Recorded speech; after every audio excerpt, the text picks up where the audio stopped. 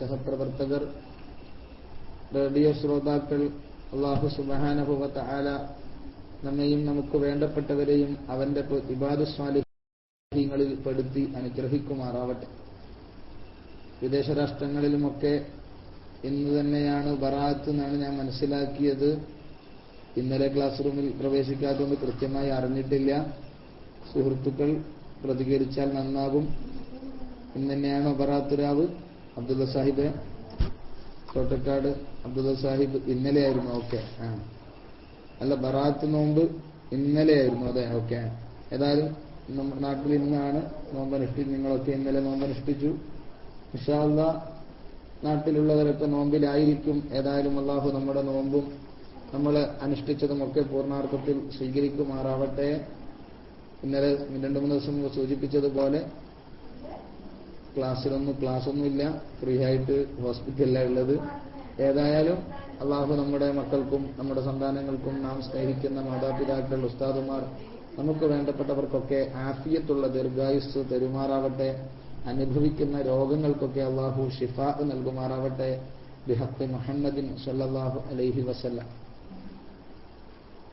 ഏതായാലും തൽക്കാലം കൂടുതൽ പ്രത്യേക ഒരു വിഷയത്തിൽ ആസ്പദമായി സംസാരിക്കാനും മറ്റും സൗണ്ട് സമ്മതിക്കുന്നില്ല. മാത്രമല്ല, ഏതായാലും PM-നുള്ള മറുപടിയായി നൂർഫൈദി ഉസ്താദ് ഉടൻ എത്തിച്ചേരുമെന്ന് പ്രതീക്ഷിക്കുന്നുമുണ്ട്.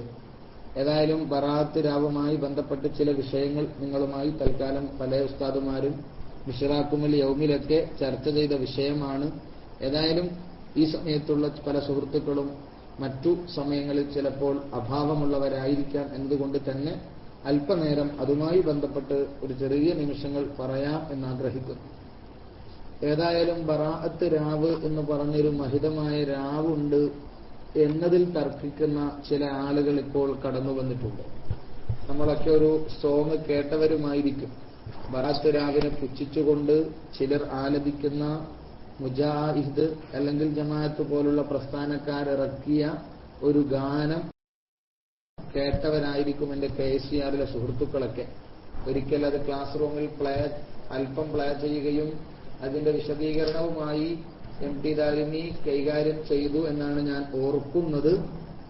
അങ്ങനെ കൈകാര്യം ചെയ്തതായി രാത്രി കാലങ്ങളിൽ ഏതോ ഒരു സമയത്ത് ഉണ്ട് എന്ന് ഞാൻ അറിഞ്ഞിരുന്നു. ഏതായാലും അങ്ങനെ ബറാഅത്ത് രാവിനെയും മറ്റു മഹത്വമുള്ള ദിവസങ്ങളെയും സമയങ്ങളെയും ഒക്കെ എതിർക്കുകയും എല്ലാറ്റിലും ഉപരി കാലങ്ങളായി മുസ്ലിം ലോകം അംഗീകരിച്ചു പോരുന്ന ആചരിച്ചു പോരുന്ന ആദർശങ്ങളെയും ആശയങ്ങളെയും ആചാരങ്ങളെയും എതിർക്കുക എന്നത് കുലത്തൊഴിലാക്കി മാറ്റിയ, അതിനുവേണ്ടി വ്രതമനുഷ്ഠിച്ച് നടക്കുന്ന മുജാഹിദ്, ജമാഅത്ത് പോലുള്ള പ്രസ്ഥാനക്കാർ, അവർ ഈ കാണുന്ന ആചാരങ്ങളെയും ആദർശങ്ങളെയും ഒക്കെ അവഗഞ്ഞു മാറ്റി പുതിയൊരു ഇസ്ലാമിന്റെ നിർമ്മാണം ശ്രമിക്കുമ്പോൾ സത്യത്തിൽ ഇവിടെ സംഭവിക്കുന്നത് വലിയ അപജയമാണ്.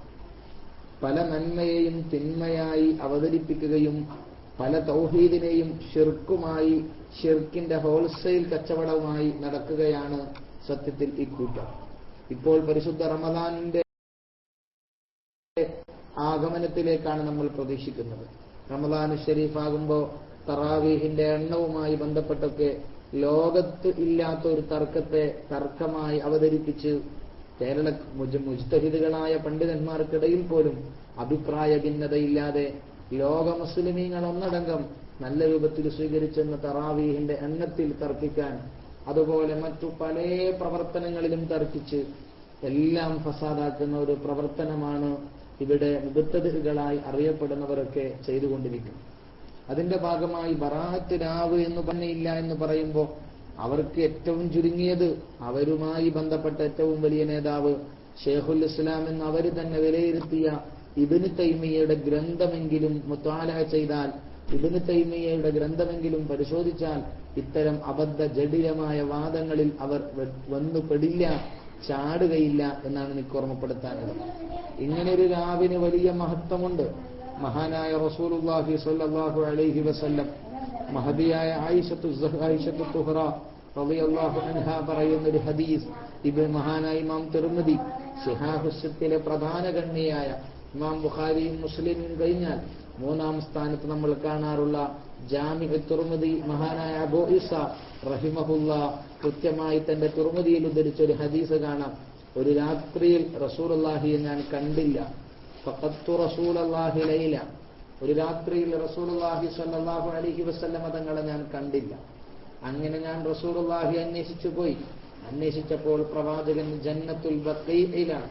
അഷ്റഫുൽ ഖൽഖ് എന്നോട് ചോദിച്ചു, അകുന്തു തഖാഫീന അൻ യഹീഫ അലൈക വറസൂലു, അല്ലാഹു അവന്റെ റസൂലും നിന്റെ മേൽ തെറ്റിയോ എന്ന് നീ ഭയപ്പെടുന്നുണ്ടോ എന്ന് ചോദിച്ചു. അപ്പോഴാണ് ആയിഷ ബീവി പറഞ്ഞു, ഇല്ല നബിയെ, ഞാൻ കരുതി പ്രവാചകർ മറ്റു ഭാര്യമാരെ സമീപിച്ചോ എന്നെനിക്ക് തോന്നിപ്പോയി എന്ന് പറയുകയും, അപ്പോൾ അഷ്റഫുൽ ഖൽഖ് സല്ലല്ലാഹു അലൈഹി വസല്ലം പറഞ്ഞു, ഇന്നല്ലാഹ അസ്സ വജൽ യൻസിലു ലൈലത്തൻ നിസ്ഫി മിൻ ശഅബാൻ, ശഅബാനിന്റെ 15ാമത്തെ രാത്രിയിൽ അല്ലാഹു ഇറങ്ങി വരും ഒന്നാം ആകാശത്തേക്ക്. അല്ലാഹു ഇറങ്ങി വരിക എന്ന് പറയുമ്പോൾ ചിലർക്കെങ്കിലും ഒരുപക്ഷെ സംശയം ഉണ്ടാകും, നമ്മളൊക്കെ ഇറങ്ങുന്നത് പോലെയാണ് എന്നൊക്കെ വിലയിരുത്തുന്നവരുണ്ടാവാം. അങ്ങനെ ഒന്നും വിലയിരുത്തരുത്. കാരണം അല്ലാഹ് എന്ന് പറഞ്ഞാൽ തന്നെ നമുക്ക് മനസ്സിലാവാത്ത, സൃഷ്ടികൾക്ക് അവന്റെ അസ്തിത്വത്തെ ബോധ്യപ്പെടാത്ത ഒന്നാണ്.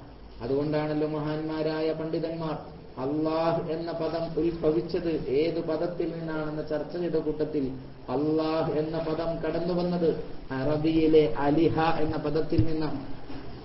അലിഹ എന്ന പദത്തിന്റെ അർത്ഥം പരിഭ്രാന്തരാവുക, പരിഭ്രമിച്ചു പോവുക, അന്താളിച്ചു പോവുക എന്നാണ്.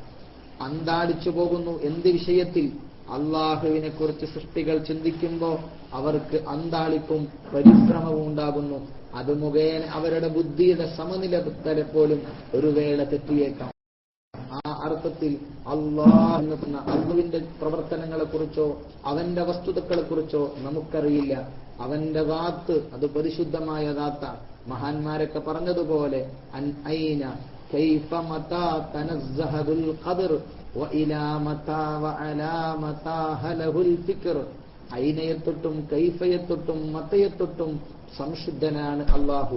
എവിടെയെന്ന ചോദ്യം അപ്രസക്തമാണ്. എപ്പോൾ എന്ന ചോദ്യം അപ്രസക്തമാണ്.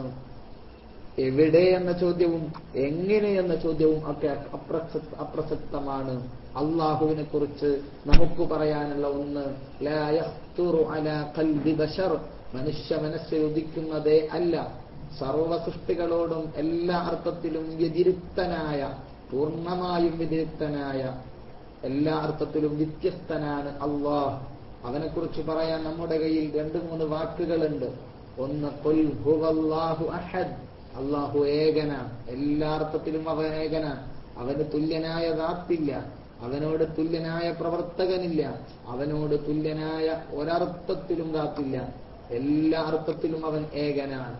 അല്ലാഹു സമദ്, അവൻ ഒന്നിനെയും ആശ്രയിക്കാത്തവനും എല്ലാം അവനെ ആശ്രയിക്കുന്നവനുമാണ്. അവനൊന്നിനെയും ആശ്രയിക്കുന്നില്ല, എല്ലാം അവനെ ആശ്രയിക്കുന്നു ആ അള്ളാഹു.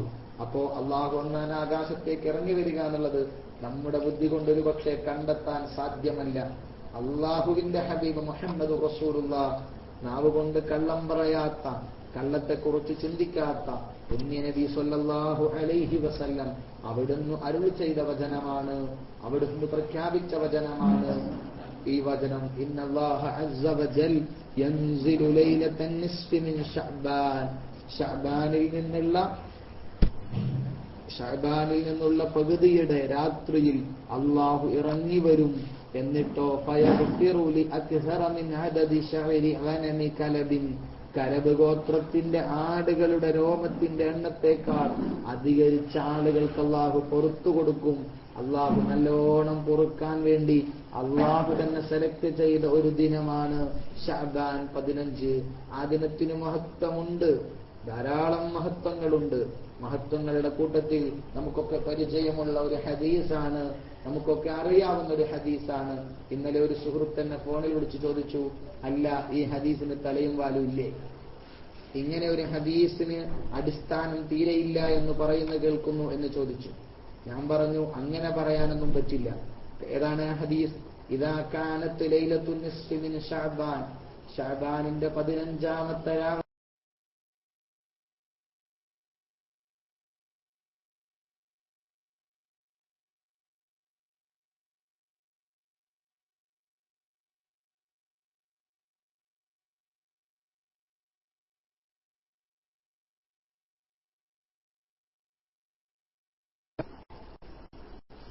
എന്താ പറ്റിയേ? ഞാൻ DC ആയതാണോ? ഹൈദർ അല്ലൈൻ എന്ന സുഹൃത്തിന് മൈക്ക് വേണമെങ്കിൽ ഞാൻ റിലീസ് ചെയ്യാം. ഹൈദർ അല്ലൈൻ എന്ന സുഹൃത്തിന് മൈക്ക് വേണോ? ഹൈദർ അല്ലൈൻ എന്ന സുഹൃത്തിന്റെ ശബ്ദം കേൾക്കുന്നുണ്ടോ? കേൾക്കുന്നില്ല. അല്ല, അദ്ദേഹത്തിന് ഡോട്ട് വേണ്ടല്ലോ. എന്താ വിഷയം എന്നറിയട്ടെ. ഓക്കെ, ഏതായാലും ഞാൻ തുടരാം. ഇൻഷാല്ലാഹ് നൂർഫൈദ് അടുത്ത് ഉടനെത്തുമെന്നാണ് മനസ്സിലാക്കുന്നത്. ഏതായാലും അങ്ങനെ ഇദാ കാനത്ത് ലൈലത്തുൻ നിസ്ഫി മിൻ ശഅബാൻ, ശഅബാനിന്റെ 15ന്റെ രാവായാൽ ഖൂമു ലൈലഹ വസൂമു നഹാറഹ, അതിന്റെ പകലിൽ രാത്രികളിൽ ഇബാദത്തുകളെ കൊണ്ട് ധന്യമാക്കുകയും അതിന്റെ പകല് നോമ്പനുഷ്ഠിക്കുകയും വേണമെന്ന് പ്രവാചകർ ശ്രേഷ്ഠർ മുഹമ്മദ് റസൂലുള്ളാഹി സ്വല്ലല്ലാഹു അലൈഹി വസല്ലമ തങ്ങൾ പറഞ്ഞൊരു ഹദീസ്. അങ്ങനെ ആ ഹദീസ് ഒന്നിനും പറ്റാത്തതാണെന്നൊക്കെ പറഞ്ഞു. സത്യത്തിൽ ഈ ഹദീസിനെ കുറിച്ച് നമ്മുടെ പൂർവികനായ പണ്ഡിതന്മാരോട് തന്നെ ചോദിക്കുന്നുണ്ട്. ഈ ഹദീസ് തെളിവിന് പറ്റുമോ, ഈ ഹദീസ് സ്വഹീഹാണോ എന്നൊക്കെ ചോദിക്കുന്നുണ്ട്.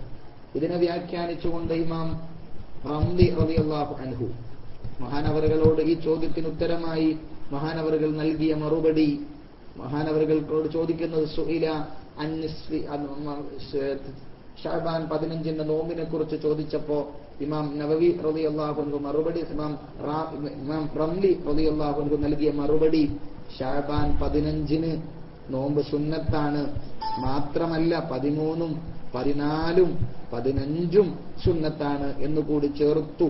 എന്ന് പറഞ്ഞാൽ അയ്യാമുൽ ബീദ് എന്ന നിലക്കും അതോടൊപ്പം ശഅബാൻ 15 എന്ന നിലക്കും സുന്നത്താണെന്ന് മഹാനായ ഇമാം റംലി റളിയല്ലാഹു അൻഹു രേഖപ്പെടുത്തി. മാത്രമല്ല കൂട്ടത്തിൽ മഹാനവറുകളോട് ചോദിച്ചു, ഈ ഹദീസ് ഞാനിപ്പോൾ ഓതിയ ഇദാ കാനത്ത് ലൈലത്തുൻ നിസ്ഫി മിൻ ശഅബാന, ഇദാ കാനത്ത് ലൈലത്തുൻ നിസ്ഫി മിൻ ശഅബാന ഖൂമു നഹാറഹ ഖൂമു ലൈലഹ വസൂമു നഹാറഹ എന്ന ഹദീസ് സ്വഹീഹാണോ എന്ന് ചോദിച്ചപ്പോ ആ ഹദീസ് തെളിവിന് പറ്റുന്നതാണ്, ഈ ഹദീസ് തെളിവിന് യോഗ്യമാണ് എന്ന് ബഹുമാനപ്പെട്ടവർ നൽകിയതായി നമുക്ക് കാണാം. ഇമാം റംലിയെപ്പോലുള്ള ഒരു മഹാൻ ഇത്തരം വിഷയത്തിൽ ഇങ്ങനെ ഒരു തീരുമാനം നൽകിയാൽ നമുക്കെന്തേ പിന്നെ അതിനപ്പുറം പോകേണ്ടത്? അല്ലാതെ ഏതെങ്കിലും ഇബ്നു ബാസോ അല്ലെങ്കിൽ ഏതെങ്കിലും പുതിയ ചില അൽബാനിയെ പോലുള്ള ആളുകൾ സ്വഹീഹാക്കിയാൽ മാത്രമേ നമുക്ക് സ്വീകരിക്കാവൂ എന്ന് പറയുന്നത് ശരിയല്ലല്ലോ. വളരെ പ്രകടമായ ബുദ്ധി കൊണ്ട് ആലോചിച്ചാൽ തന്നെ ബോധ്യപ്പെടുന്ന വസ്തുവാണത്. മഹാനായ ഇമാം റംലിയെ പോലുള്ള ഹിജറ 10ാം നൂറ്റാണ്ടിലും മറ്റുമുണ്ടായ പണ്ഡിതന്മാരെ മാറ്റിവെച്ച് പുതുകാല പണ്ഡിതന്മാരായ ആളുകളെ തഖ്ലീദ് ചെയ്യുന്നത് ഒരർത്ഥത്തിലും ശരിയുള്ള ഏർപ്പാടല്ലല്ലോ. മാത്രമല്ല കൂട്ടത്തിൽ ഞാൻ മറച്ചുവെക്കുന്നില്ല, മഹാനായ അഹ്മദ് ബിൻ ഹജർ അൽ ഹൈത്തമി, മഹാനായ ഇമാം റംലിയാണ് ഇങ്ങനെ ഒരു ഫത്വ നൽകിയതെങ്കിൽ, ഇങ്ങനെ ഫത്വ നൽകിയത് ഈ ഹദീസ് തെളിവിന് പറ്റുമെന്ന് ഫത്വ നൽകിയത് വൽ ഹദീസുൽ മദ്കൂറു യുഹ്തജ്ജു ബിഹി എന്ന് ഫത്വ നൽകിയത് മഹാനായ റംലി റളിയല്ലാഹു അൻഹു ആണെങ്കിൽ, മഹാനായ ഇബ്നു ഹജർ തങ്ങളോടൊരു ചോദ്യമുണ്ട് ഇതിനെക്കുറിച്ച്.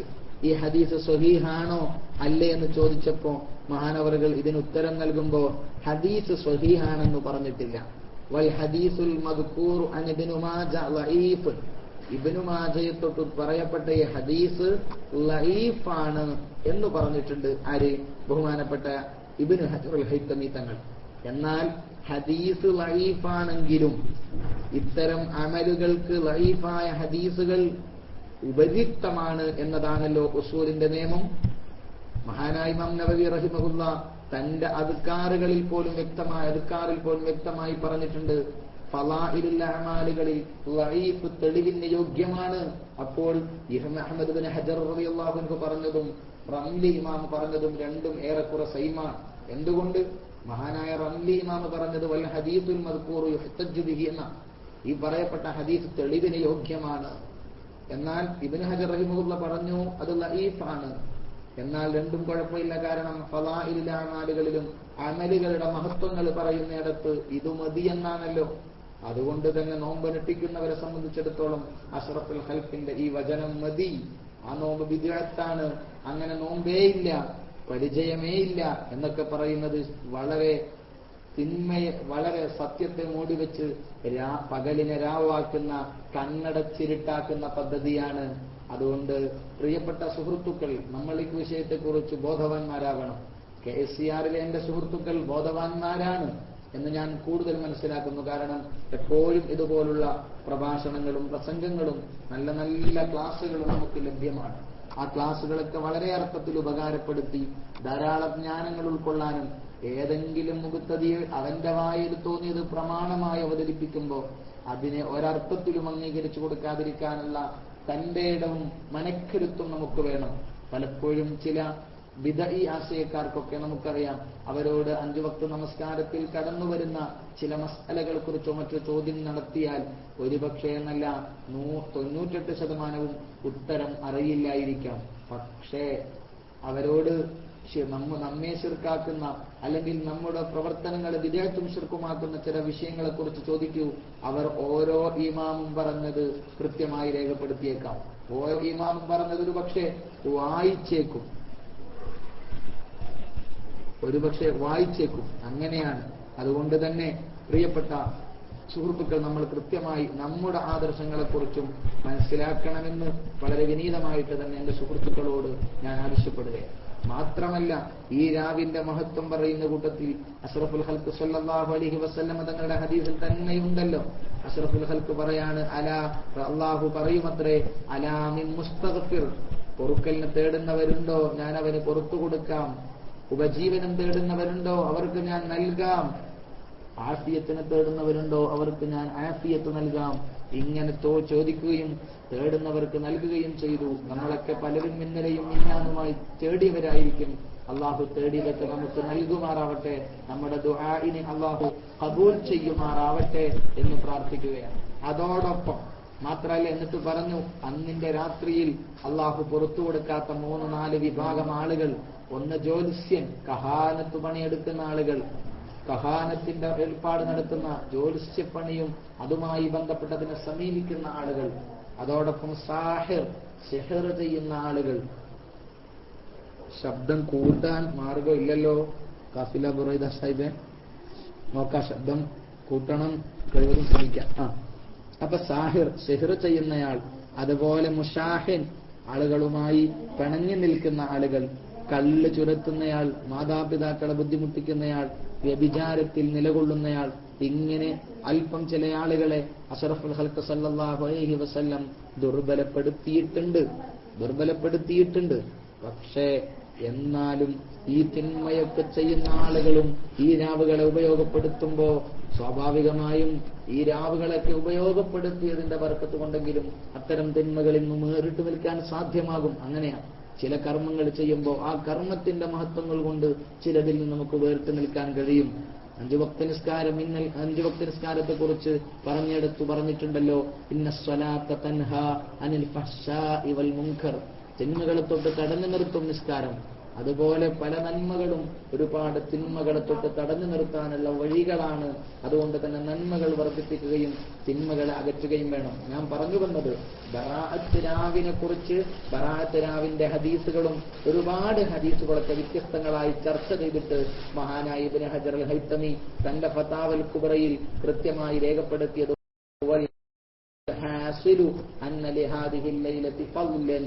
ഈ രാത്രിക്കൊരു മഹത്വമുണ്ട്, ആ ദിവസത്തിൽ പ്രത്യേകമായ പാപമോചനമുണ്ട്, പ്രത്യേകമായ ദുആഇന് ഇജാബത്തുണ്ട് എന്നൊക്കെ വ്യക്തമായി അഹ്മദ് ബിൻ ഹജർ അൽ ഹൈതമി രേഖപ്പെടുത്തി വെച്ചിട്ടുണ്ട്. മഹാനായ ഇമാം റംലി റളിയല്ലാഹു അൻഹു ആണെങ്കിൽ ഹദീസ് തെളിവിന് യോഗ്യമാണ് എന്ന് പറഞ്ഞിട്ടുമുണ്ട്. പിന്നെ അൽബാനി ലഈഫാക്കി എന്നതുകൊണ്ട് ഹദീസ് തള്ളാനും നോമ്പ് ശരിയല്ലെന്ന് പറയാനും അത് വിദഅത്താണെന്നും പറയുന്നത് ശരിയല്ല എന്ന് വളരെ സാമാന്യമായി ഓർമ്മപ്പെടുത്താനാണ് ആഗ്രഹിക്കുന്നത്. മാത്രമല്ല, മഹാനായ അബ്ദുല്ലാഹ് ഇബ്നു ഉമർ റളിയല്ലാഹു അൻഹുവിന്റേതായി ഇമാം ബൈഹഖി ഉദ്ധരിച്ച ശുഅബുൽ ഈമാനിൽ നമുക്ക് കാണാം, 5 ലയാലിൻ ലാ യുറദ്ദു ഫീഹിന്ന ദുആ. ഇമാം ശാഫിഈ റളിയല്ലാഹു അൻഹുവിന്റെ പേരിലും ഇതുപോലൊന്ന് കാണാം. ഏതായാലും ഈ പറഞ്ഞത് മഹാനായ അഹ്മദ് ബിൻ ഹജർ, മഹാനായ ഇമാം ബൈഹഖി റളിയല്ലാഹു അൻഹു ശുഅബുൽ ഈമാനിൽ ഉദ്ധരിച്ചതാണ്. 5 ലയാലിൻ ലാ യുറദ്ദു ഫീഹിന്ന ദുആ, 5 രാത്രികൾ, ആ രാത്രികളിൽ ദുആ തള്ളപ്പെടൂല. ലൈലത്തുൽ ജുമുഅ, ഒന്ന് വെള്ളിയാഴ്ചയുടെ രാവാണ്. വെള്ളിയാഴ്ച രാവ് ആഴ്ചകൾക്ക് കടന്നു വരുന്നതുമാണ്. വെള്ളിയാഴ്ചയുടെ രാവിന് വലിയ മഹത്വമുണ്ട്. അഷ്റഫുൽ ഖൽഖ് സല്ലല്ലാഹു അലൈഹി വസല്ലം തങ്ങളുടെ മേൽ ധാരാളമായി സ്വലാത്ത് ചൊല്ലാൻ, സൂറത്തുൽ കഹ്ഫുകൾ പാരായണം ചെയ്യാൻ ഒക്കെ നീക്കിവെക്കേണ്ട വളരെ മഹിതമായ രാവുകളാണ്. നമ്മുടെ നാടുകളിലൊക്കെ പള്ളികളിൽ വെള്ളിയാഴ്ച രാവാകുമ്പോൾ സ്വലാത്തും മറ്റൊക്കെ സംഘടിപ്പിച്ചിരുന്നു. ഇന്ന് പല നാടുകളിലും ഇത് കാണാറില്ല. ഒരുപക്ഷെ നമുക്ക് തന്നെ മടുത്തതായിരിക്കാം. ഒരുപക്ഷെ ചില ആളുകളുടെ പ്രചണ്ഡമായ പ്രചരണത്തിന്റെ അടിസ്ഥാനത്തിൽ അതൊക്കെ തൽക്കാലം അങ്ങനെയൊക്കെ മതി എന്ന് ചിന്തിക്കുന്ന ചില കമ്മിറ്റി ഭാരവാഹികൾ പോലും നമ്മുടെ ചില പള്ളികളും മദ്രസകളും ഒക്കെ കൈകാര്യം ചെയ്യുന്നു എന്നതും ഖേദകരമാണ്. ഏതായാലും പറഞ്ഞു വന്നത്, ഒന്നാമത്തേത് ലൈലത്തുൽ ജുമുഅ, രണ്ടാമത്തേത് റജബിന്റെ 1-ാമത്തെ രാവ്, റജബിന്റെ ആദ്യ രാവ്, മറ്റൊന്ന് ശഅബാൻ 15, മറ്റൊന്ന് 2 പെരുന്നാളിന്റെ രാവുകൾ. ഈ 5 ദിനങ്ങളിൽ പ്രാർത്ഥനക്കുത്തരമുണ്ടെന്ന് മഹാനായ മുത്തബി സുന്ന അബ്ദുല്ലാഹ് ഇബ്നു ഉമർ റളിയല്ലാഹു അൻഹുവിൽ നിന്ന് മഹാനായ ശുഅബുൽ ഈമാനിൽ ഇമാം ബൈഹഖി ഉദ്ധരിക്കുന്നുണ്ട്. മറ്റു പല പണ്ഡിതന്മാരും ഈ രാവിന് ദുആഇന് ഇജാബത്തുണ്ടെന്ന് രേഖപ്പെടുത്തി വെച്ചിട്ടുമുണ്ട്. പോവട്ടെ, ശൈഖുൽ ഇസ്ലാം എന്ന പേരിൽ മുബത്തദികൾ പോലും കൊണ്ടുവന്ന അഹ്മദ് ഇബ്നു തൈമിയ എന്ന് പറഞ്ഞയാൾ, ശൈഖുൽ ഇസ്ലാം എന്ന് അവർ തന്നെ വിശേഷിപ്പിച്ച അവരുടെ ആശയ സ്രോതസ് എന്ന് പറയാവുന്ന ഇബ്നു തൈമിയ തന്റെ മജ്മുഉൽ ഫതാവായിൽ, ഇനി വേറെ ഏതെങ്കിലും കിതാബിൽ അദ്ദേഹം വേറെന്തെങ്കിലും പറഞ്ഞിട്ടുണ്ടോ എന്ന് ഞാൻ നോക്കിയിട്ടില്ല. അദ്ദേഹം പറഞ്ഞുകൂടായില്ല. കാരണം അങ്ങനെയാണ്. അദ്ദേഹം ഒരിക്കൽ പറഞ്ഞതിന് വിരുദ്ധമായി മറ്റു ചില ഗ്രന്ഥങ്ങളിൽ കണ്ടേക്കാം. ഏതായാലും പറഞ്ഞു വന്നത്, അഹ്മദ് ഇബ്നു തൈമിയ മജ്മുഉൽ ഫതാവയിൽ പറയുന്നുണ്ട്, വഅമ്മാ ലൈലത്തുൻ നിസ്ഫി, ശഅബാൻ 15-ാമത്തെ രാവ്, ഫഖദ് റുവിയ ഫീ ഫളിഹാ അഹാദീസു വആസാറു, അതിന്റെ മഹത്വം ഹദീസുകളും പണ്ഡിത വചനങ്ങളും ഒക്കെ വന്നിട്ടുണ്ട്. അതിന്റെ മഹത്വത്തിൽ പണ്ഡിത വചനങ്ങളും മറ്റുമൊക്കെ വന്നിട്ടുണ്ട്. അഹാദീസു, അഷ്റഫുൽ ഖൽഖിന്റെ വചനങ്ങളുണ്ട്. വആസാറു, മറ്റു പണ്ഡിത വചനങ്ങളും ഉണ്ട്. ആരാ പറയുന്നത്? അഹ്മദ് ഇബ്നു തൈമിയ. ഫഖദ് റുവിയ ഫീ ഫളിഹാ അഹാദീസു വആസാറു. എന്നിട്ടോ മുമ്പ് പറയുന്നു, വനുഖീല അൻ ത്വായിഫത്തിൻ മിനസ് സലഫ്, സലഫിൽ നിന്നുള്ള ഒരു പറ്റം പണ്ഡിതന്മാരെ തൊട്ട് ഉദ്ധരിക്കപ്പെട്ടിട്ടുണ്ട്. എന്ത്? അന്നഹും കാനു യുസല്ലൂന ഫീഹ, അവർ ആ ദിവസങ്ങളിൽ നിസ്കരിക്കാറുണ്ട്. മാത്രമല്ല ഫസലാത്തു റജുലി വഹ്ദ, ഒരാൾ ഒറ്റക്കൊക്കെ നിസ്കരിക്കൽ, ആ ദിവസം ഇബാദത്തുകളെ കൊണ്ട് ധന്യമായി ആ ഒറ്റ ദിവസം അങ്ങനെ നിസ്കരിക്കൽ, തഖദ്ദമഹു ഫീഹി സലഫുൻ, അതിൽ സലഫുകൾ മുൻകടന്നിട്ടുണ്ട്, അങ്ങനെ മുൻഗാമികൾ നിർവഹിച്ചിട്ടുണ്ട്. മാത്രമല്ല വലഹു ഫീഹി ഹുജ്ജത്തുൻ, അതിലവർക്ക് തെളിവുമുണ്ട്. അത് മോശമൊന്നുമല്ല, അതിലവർക്ക് തെളിവുമുണ്ട്. വലാ യുൻകറു മിസ്ലു ഹാദാ, ഇതുപോലത്തത് എതിർക്കപ്പെടാൻ പറ്റൂല. ആരോടാ പറയുന്നത്? ആരാ ഇത് പറയുന്നത്? ഇത് എതിർക്കപ്പെടാൻ പറ്റൂല. ആരാ പറയുന്നത്? ഇബ്നു തൈമിയ. അവരുടെ അനുചരന്മാരാണ്. അവരിൽ നിന്ന് ആശയം കൈമാറി അവരെ ആശയ സ്രോതസ്സായി കണ്ട ആളുകളുടെ പിൽക്കാലക്കാരാ പറയുന്നത്. ബറാത്ത് രാവ്, പണം തെറ്റാനുള്ള രാവ്, മറ്റേ രാവ് എന്നൊക്കെ പറഞ്ഞ് പാട്ടുപാടുകയാണ് അല്ലെ? ആ പാട്ട് കേട്ടവരുണ്ടാകും എന്റെ കൂട്ടത്തിൽ. സുഹൃത്തുക്കളെ നമ്മൾ മനസ്സിലാക്കണം. ഇങ്ങനെയാണ് മുജാഹിദുകളുടെ ഏത് ആദർശം എടുത്തു നോക്കിയാലും ഇങ്ങനെ ആദർശങ്ങളിൽ നമുക്ക് അബദ്ധങ്ങൾ കാണാൻ പറ്റും. എന്തുകൊണ്ടെന്നാൽ അവർ മുൻഗാമികളെ തള്ളിയവരാണ്. മുൻഗാമികളെ തള്ളിയവർക്ക് ഒരിക്കലും യഥാർത്ഥമായ അഹ്ലുസുന്നയുടെ പാത കാണാൻ കഴിയില്ല. മുൻഗാമികളെ ജീവിതത്തിൽ കൊണ്ടു നടക്കുന്നവർക്ക് മാത്രമേ യഥാർത്ഥ ഇസ്ലാമിന്റെ പന്താവിലൂടെ മുന്നോട്ട് പോകാൻ കഴിയൂ. എന്തുകൊണ്ടെന്നാൽ മുൻഗാമികളെ ഓർമ്മിച്ചുകൊണ്ടാണ് നമ്മുടെ എല്ലാം. കണ്ടല്ലോ, ഫാത്തിഹയിൽ പോലും നമ്മൾ പറയുന്നത് ഇഹ്ദിനസ് സിറാത്തൽ മുസ്തഖീം, മുസ്തഖീമായ പാത ഞങ്ങൾക്ക് കാണിക്കണമേ എന്ന് പ്രാർത്ഥിക്കുന്നു നമ്മൾ. എന്നാൽ മുസ്തഖീമായ പാത ഏതാ? സിറാത്തുൽ കിതാബി വൽ ഹദീസ്, കിതാബിന്റെയും ഹദീസിന്റെയും പാത എന്ന് പറഞ്ഞിരുന്നു? ഇല്ല. ചിലരൊക്കെ പറയാ ഖുർആനിലേക്ക് മടങ്ങണം, ഖുർആനിലേക്ക് മടങ്ങണം. എന്താ ഈ ഖുർആനിലേക്ക് മടങ്ങാന്ന് പറഞ്ഞാൽ മനസ്സിലാകാത്തതുകൊണ്ടുള്ള അബദ്ധമാണ്. ഏതായാലും ഖുർആനിലേക്ക് മടങ്ങണം, ഖുർആനിലേക്ക് മടങ്ങണം എന്ന് പറയുന്ന ആളുകളൊക്കെ മനസ്സിലാക്കണം ഈ ഖുർആനിലേക്ക് മടങ്ങാന്ന് പറഞ്ഞ എന്താ. ഖുർആനൊക്കെ മനസ്സിലാക്കി വ്യക്തമായും ശക്തമായും ഇതാണ് ഈ ആശയം കൊണ്ട് ഉദ്ദേശിക്കുന്നതെന്ന് പറഞ്ഞ ആളുകളോട് അവരുടെ വ്യക്തമായ അവർ പറഞ്ഞു തന്നത് പഠിക്കലാണ് നമ്മുടെ കർത്തവ്യം. കാരണം എന്തുകൊണ്ട്? നമ്മൾ അത്രയേ വിവരമുള്ളൂ, അത്രയേ ജ്ഞാനമുള്ള ആളുകളാണ് നമ്മൾ. അവരെ തള്ളിയിട്ട് പോയാൽ നടക്കൂല. സിറാത്തല്ലദീന അൻഅംത അലൈഹിം, നീ അനുഗ്രഹിച്ച ആളുകളുടെ പാത. അതാരാണ് അനുഗ്രഹിച്ചവർ? ഖുർആൻ തന്നെ പറഞ്ഞു മറ്റൊരു സ്ഥലത്ത്, മിനൻ നബിയീന വസ്സുദ്ദീഖീന വശുഹദാഇ വസ്സാലിഹീൻ, അമ്പിയാക്കളാണ്, ശുഹദാഉകളാണ്, സ്വാലിഹുകളാണ്. മാത്രമല്ല നമ്മളൊക്കെ പ്രാർത്ഥിക്കാറുണ്ട്, പലപ്പോഴും 5 വഖ്ത് നമസ്കാരങ്ങളിലൊക്കെയും കടന്നു വരുന്നൊരു പ്രാർത്ഥനയാണ് തവഫനാ മുസ്ലിമീൻ വഅൽഹിഖനാ ബിസ്സാലിഹീൻ, ഞങ്ങളെ മുസ്ലിമീങ്ങളായി മരിപ്പിക്കണേ, സ്വാലിഹുകളോടൊപ്പം ഞങ്ങളെ നീ ചേർക്കണേ. തവഫനി മുസ്ലിമൻ വഅൽഹിഖനി ബിസ്സാലിഹീൻ എന്ന് പ്രാർത്ഥിച്ചതായും മഹാന്മാരായ പണ്ഡിതന്മാർ, മഹാന്മാരായ അമ്പിയാക്കൾ പ്രാർത്ഥിച്ചതായി നമുക്ക് കാണാം. തവഫനി മുസ്ലിമൻ വഅൽഹിഖനി ബിസ്സാലിഹീൻ, എന്നെ മുസ്ലിമായി മരിപ്പിക്കണേ, സ്വാലിഹുകളോടൊപ്പം ചേർക്കണമേ. ഇതൊരു പ്രാർത്ഥനയാണ്. എന്തിനാണ് അങ്ങനെയൊക്കെ എന്ന് പറഞ്ഞാൽ അടിസ്ഥാനപരമായി ഇത്തരം വിഷയങ്ങളിലൊക്കെ നമുക്ക് നമ്മുടെ മുൻഗാമികളാണ് പ്രധാനം. സലഫിനെ നമ്മൾ എങ്ങനെ കണ്ടോ അതാണല്ലോ നമ്മൾ എല്ലാ വിഷയത്തിലും പറഞ്ഞത്. നമ്മളിപ്പോൾ കേരളക്കരയിൽ വലിയ ചർച്ചയും ചർച്ച കോലാഹലങ്ങളും നടന്ന് ചില ആളുകൾ ഞാനൊന്നും അറിയില്ലേ രാമനാരായണ എന്ന് പറഞ്ഞ് മാറി നിൽക്കുമ്പോഴും നമ്മൾ പറഞ്ഞത് സലഫിന്റെ മാർഗമാണ്. സലഫിന്റെ മാർഗം എന്തായിരുന്നു ഈ വിഷയത്തിൽ?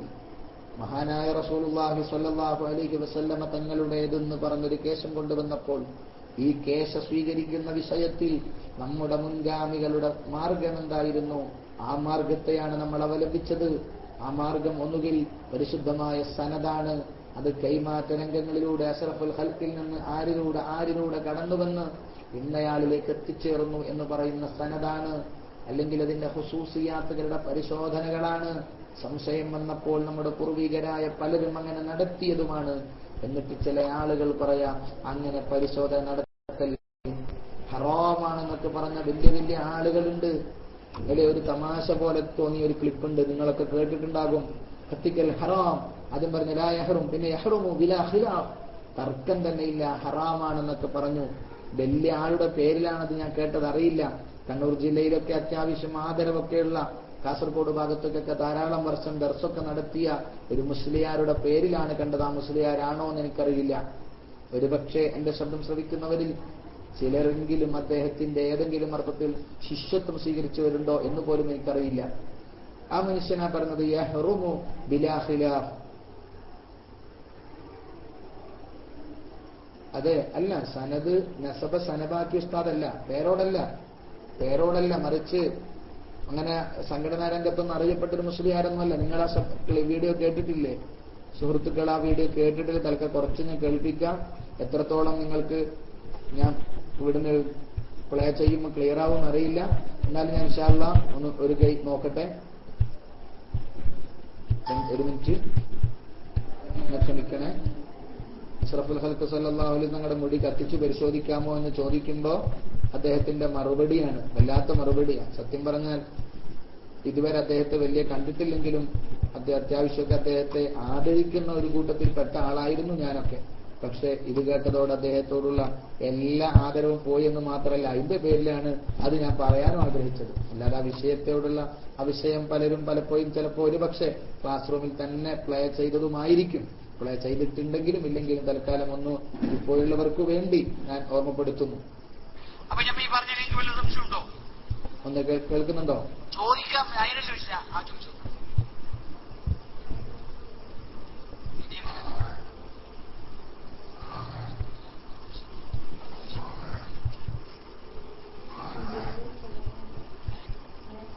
കേൾക്കും, ക്ഷമിക്കണേ, അത് ആ സിഡിയിലുള്ള പ്രോബ്ലമാണ്.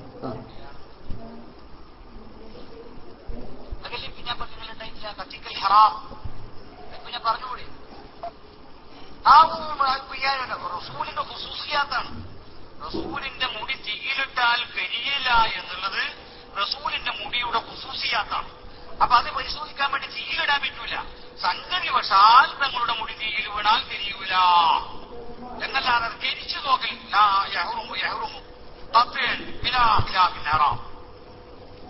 കേട്ടോ നിങ്ങള്? അദ്ദേഹം ആദ്യം പച്ചയായിട്ട് പറഞ്ഞു ലാ യഹ്റുമൂൻ, പിന്നെ പറഞ്ഞു യഹ്റുമു ഖത്അൻ ബിലാ ഖിലാഫ്. എത്രമാത്രം ആധികാരിക ശബ്ദം! കേരളക്കരയിലെ ഒരു വലിയ പണ്ഡിത സമൂഹത്തിന്റെ ജനറൽ സെക്രട്ടറി ജൈനുൽ ഉലമ ചെറുശ്ശേരി ഉസ്താദ് ഇങ്ങനെ ഒരു വിഷയം പറഞ്ഞിട്ടുണ്ട് എന്നൊക്കെ മനസ്സിലാക്കിയിട്ടാവണ്ടേ ഇത്തരം വിഷയങ്ങളൊക്കെ കൈകാര്യം ചെയ്യുമ്പോൾ എത്ര ലാഘവത്തിനാ പറഞ്ഞ്. നിങ്ങളൊന്ന് കേട്ടു നോക്കൂ. പ്രശ്നമുള്ളത് അപ്പൊ ഹദ്റജിക്ക് അബൂതല്ലത്തുൽ അൻസാരി തങ്ങൾ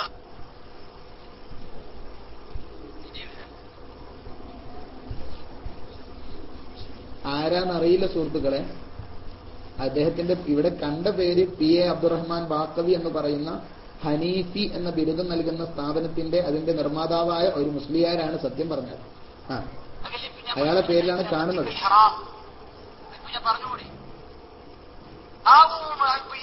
റസൂലിന്റെ ഖുസൂസിയാത്താണ്. റസൂലിന്റെ മുടി തീയിലിട്ടാൽ കരിയില്ല എന്നുള്ളത് റസൂലിന്റെ മുടിയുടെ ഖുസൂസിയാത്താണ്. അപ്പൊ അത് പരിശോധിക്കാൻ വേണ്ടി തീയിലിടാൻ പറ്റൂല. സംഗതി വശാൽ തങ്ങളുടെ മുടി തീയിൽ വീണാൽ കരിയൂല എന്നല്ലാതെ അത് കരിച്ചു നോക്കൽ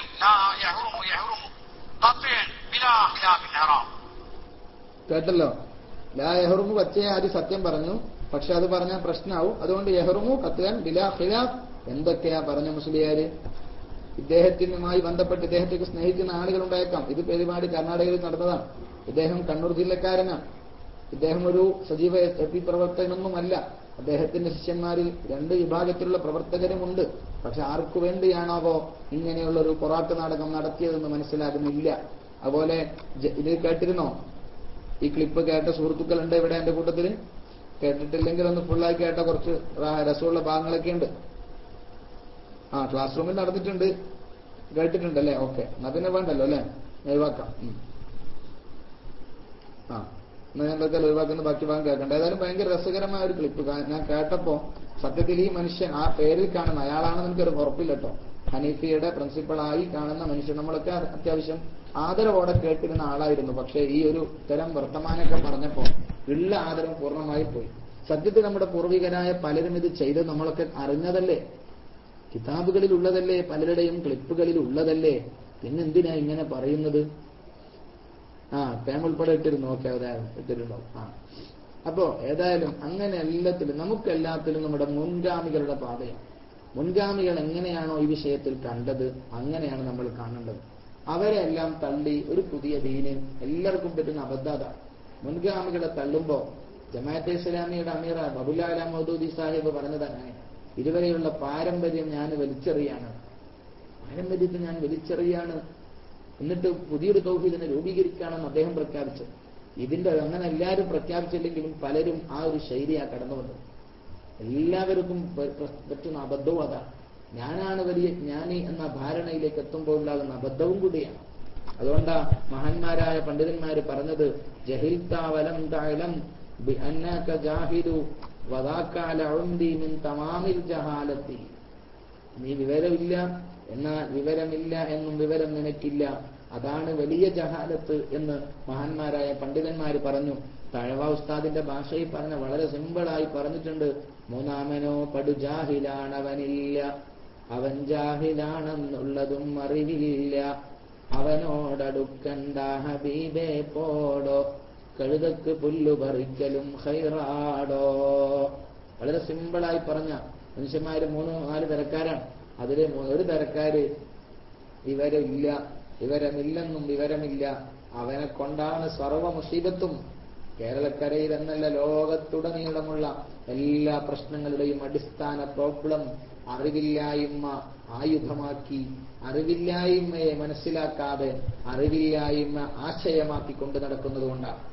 പൂർവികരും മഹത്തുക്കളുമൊക്കെ ആചരിച്ചതും ആദർശിച്ചതുമായ അവരുടേതായ വസ്തുതകളെയൊക്കെ തന്റെ ബുദ്ധിയിൽ ഉൾക്കൊള്ളാതെ വരുമ്പോ അതിനെ തള്ളി പുതിയത് രൂപീകരിക്കാൻ ശ്രമിക്കുന്നു എന്നതാണ് പ്രശ്നം. അള്ളാഹു നമുക്കൊക്കെ പൂർണ്ണമായി നമ്മുടെ മുൻഗാമികൾ അംഗീകരിച്ച് എല്ലാ വിഷയത്തിലും അവരുടെ രേഖ എന്താണോ അവർ പറഞ്ഞത് അതിനപ്പുറത്തേക്ക് നമുക്ക് പോകേണ്ടതില്ല. ഈ അടുത്ത് നമ്മളൊക്കെ കേട്ടു, തളിപ്പറമ്പിൽ നിന്നും ഒരു ലൈവ് വാട്സപ്പ് ഓൺലൈൻ മുഷാവറ എന്ന് പറഞ്ഞ അൽ മുഹിമ്മ എന്ന് പറഞ്ഞ ചില പ്രവർത്തകരൊക്കെ ഒരുക്കി ഒരു സായദി കാമിൽ സായദി സംഘടിപ്പിച്ച കാമിൽ സായദി വിഷയം അവതരിപ്പിച്ച ഒരു പരിപാടി. പന്മള അബ്ദുൽ ഖാദർ മുസ്ലിയാർ പലതും തെറ്റിദ്ധരിച്ച പോലെ പല വിഷയത്തിലും മഹാനായ സയ്യിദ് ഹൈദർ അലി ശിഹാബ് തങ്ങൾ എ.പി. അബ്ദുൽ ഖാദർ മൗലവിയുടെ ജനാസ സന്ദർശിച്ചപ്പോ അതിനു മുമ്പേ അവർ പറയാറുള്ള പണ്ഡിതന്മാർക്ക് ഹറാം, സാധാരണക്കാർക്ക് കറാഹത്ത്. ഇത് പറയുമ്പോൾ ആലോചിക്കണ്ടേ, ഇബ്നു തൈമിയ എന്ന് പറഞ്ഞ ലോകം കണ്ട ഏറ്റവും വലിയ മുബ്തദി അദ്ദേഹത്തിന്റെ ജനാസ നിസ്കാരത്തിന് പലരും പങ്കെടുത്തു. പല മഹാന്മാരായ ആ പണ്ഡിതന്മാരും അക്കാലത്ത് അദ്ദേഹത്തെ ആശയപരമായി എതിർത്ത പലരും അദ്ദേഹത്തിന്റെ ജനാസയിൽ പങ്കെടുത്തിട്ടുണ്ട്. അവരൊക്കെ ചെയ്തത് ഹറാമാണോ മുസ്ലിയാരെ? നിങ്ങൾക്ക് തോന്നിയ മസ്അല പറയുമ്പോ ഇവിടെ ലോകത്തുള്ള പണ്ഡിതന്മാരെ കുറിച്ച് ഹറാം പ്രവർത്തിച്ചവരാണെന്നാണ് നിങ്ങൾ ഉളുപ്പില്ലാതെ വിളിച്ചു പൊലമ്പുന്നത്. എന്നിട്ട് അതും ഏറ്റുപാടാൻ ചില ആൾക്കാരും.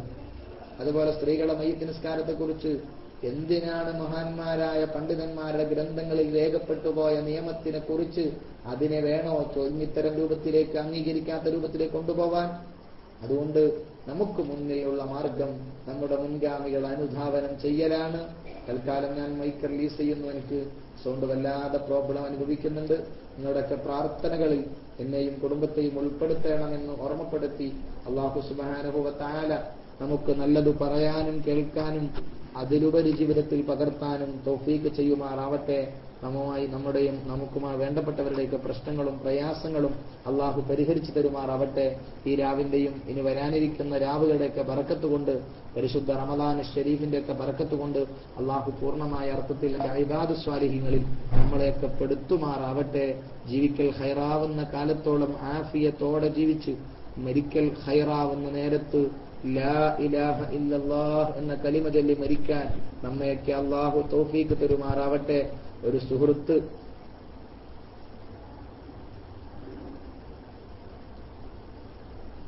പ്രത്യേകം ദുആയിൽ ഏൽപ്പിച്ചിട്ടുണ്ട്. അല്ലാഹു സുബ്ഹാനഹു വ തആല സുഹൃത്തിന്റെ ഉദ്ദേശങ്ങളൊക്കെ നിറവേറ്റി കൊടുക്കുമാറാവട്ടെ. നമ്മയൊക്കെ അല്ലാഹു എല്ലാ അർത്ഥത്തിലും ഖൈറിലാക്കുമാറാവട്ടെ എന്ന് മാത്രം പ്രാർത്ഥിച്ച് ഉസ്താദുമാരോ പ്രവർത്തകരോ മൈക്കിലേക്ക് വരണമെന്ന് ആവശ്യപ്പെട്ട് ബിഹഖി സ്വല്ലല്ലാഹു അലാ മുഹമ്മദ് സ്വല്ലല്ലാഹു അലൈഹി വസല്ലം